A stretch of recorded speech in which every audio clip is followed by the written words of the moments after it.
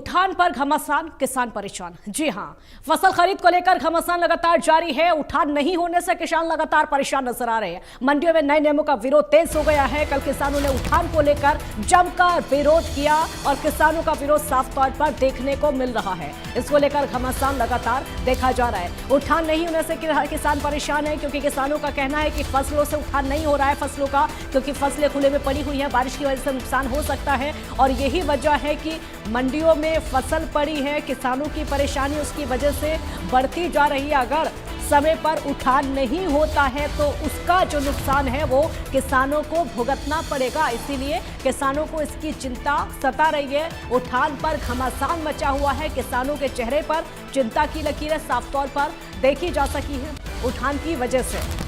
हालांकि जो आवक है फसलों की वो लगातार मंडियों में देखी जा रही है, लेकिन उतने सुरक्षा के इंतजाम नहीं है जितनी की फसल है।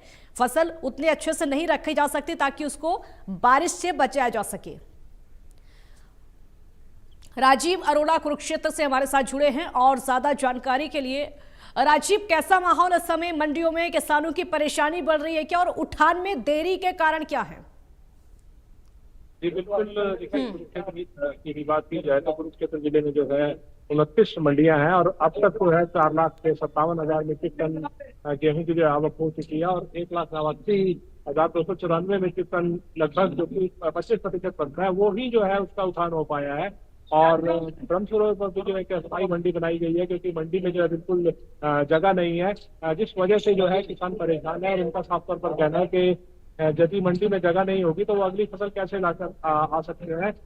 हालांकि जो एजेंसियां हैं वो दावा कर रही हैं कि जो है उठान हो रहा है, लेकिन अभी तक जिस तरह से जो है जितनी गेहूं की खरीद हुई है और उसमें से 25% की जो है उठान हुआ है, तो वो कहीं ना कहीं दर्शाता है कि उठान लिफ्टिंग में जो है काफी धीमा है।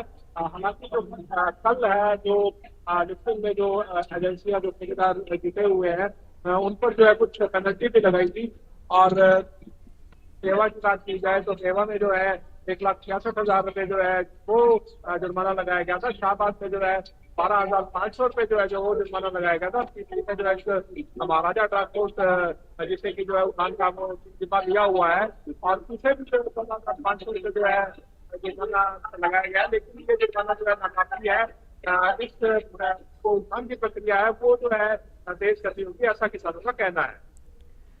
जैसे राजीव, नियम बनाए गए हैं, पारदर्शिता को लेकर सरकार बार बार कह रही है कि इस बार बहुत पारदर्शिता है, नियम बनाए गए हैं, किसानों को कोई परेशानी नहीं होने दी जाएगी, हर संभव वो कोशिश की जा रही है।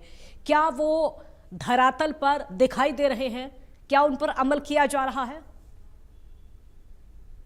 जिस तरह से जो है नियम और कायदे बनाए गए हैं, लेकिन जो है वो दिख रहे हैं।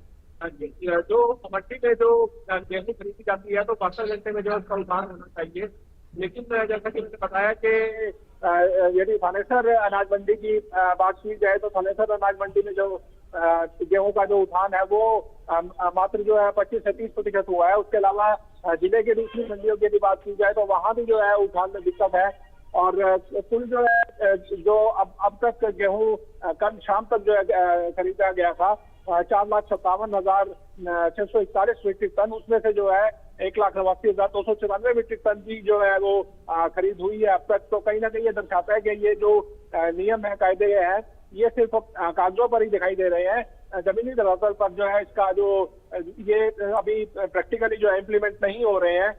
ठेकेदारों द्वारा जो है 72 घंटे में जो है खरीद का उठान होना चाहिए, अन्यथा जो है 500 रुपए जो है प्रति तक की जो पेनल्टी जो है वो निर्धारित की गई है। लेकिन कुछ जो लोडिंग में जो एजेंसियां जुटी हैं उन पर जो है जुर्माना तो किया गया है, लेकिन जिस तरह से जो है उठान होना चाहिए वो उठान अभी तक नहीं हो पा रहा है।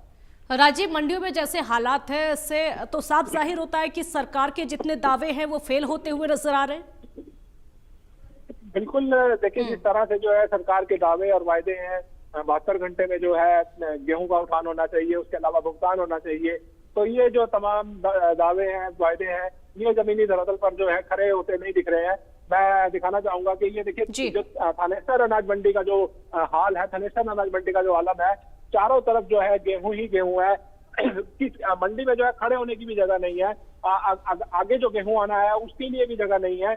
किस तरह से जो है जो दावे और वायदे हैं कि जो गेहूं का जो उठान है वो सुचारू हो रहा है, गेहूं का जो भुगतान है वो सुचारू हो रहा है, तो वो दावे वायदे जो है कहीं ना कहीं जमीनी जो धरातल है वहां पर जो है सही जो है सिद्ध नहीं हो रहे हैं। मूल्य की अगर बात करें राजीव, जो फसलों की बिक्री हो रही है, क्या मूल्य समय से किसानों को मिल पा रहा है या फिर उसमें भी लगातार देरी हो रही है?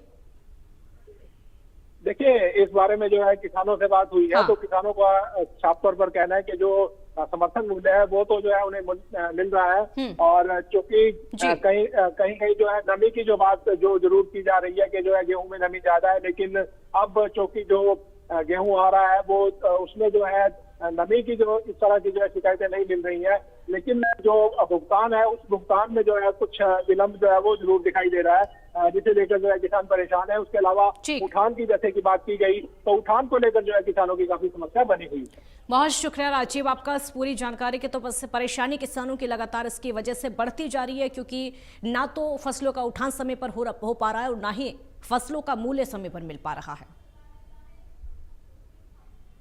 और वहीं आगे बढ़ते हैं, कांग्रेस सांसद रणदीप सिंह सुरजेवाला